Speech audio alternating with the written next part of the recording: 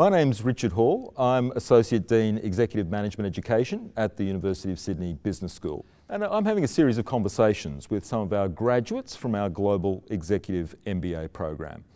And today I'm joined by Campbell Hanan. Campbell, you're the CEO of Investa Office, and Investa Office is a very important part of Investa Property Group.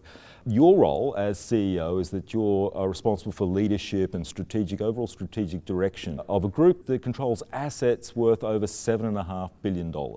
It's a very, very significant role. So fascinated to hear, first of all, how you got there. What was the personal journey that took you to the position of CEO of Investa Group?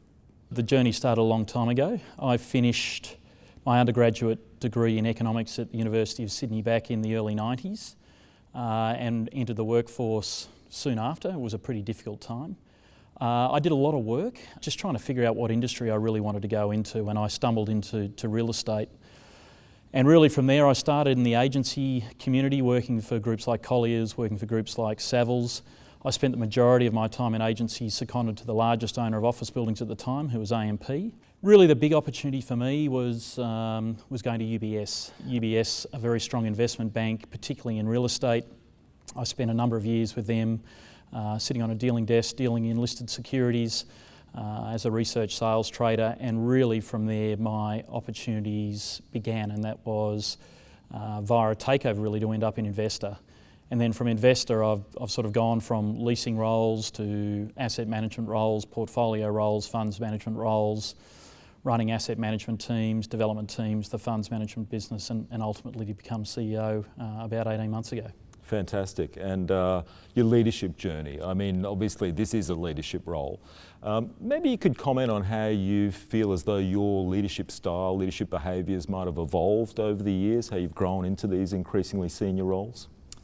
Yeah, look, I think that's a great question. I think that's something the MBA program at Sydney Uni was incredibly beneficial for me.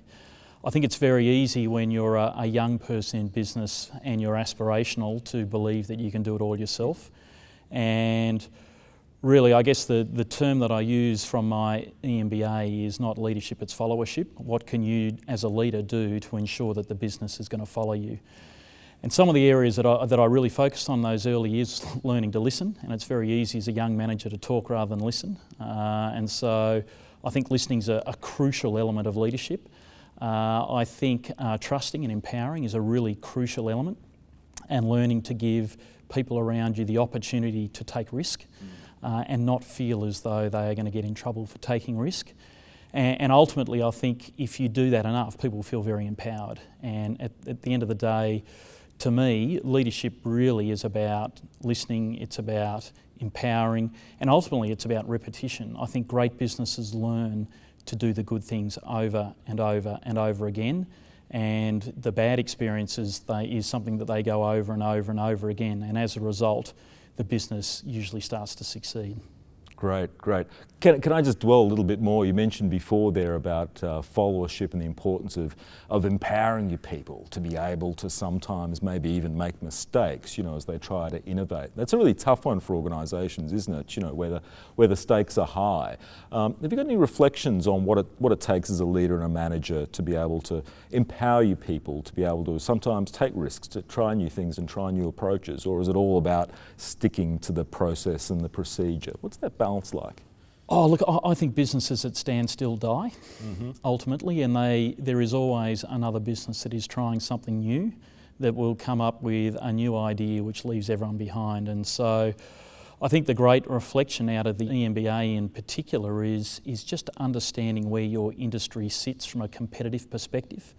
And I think one of the great challenges for the industry that we live in commercial property is that ultimately we get commoditised, and because we get commoditised, you've got to take risks to break out of that mindset.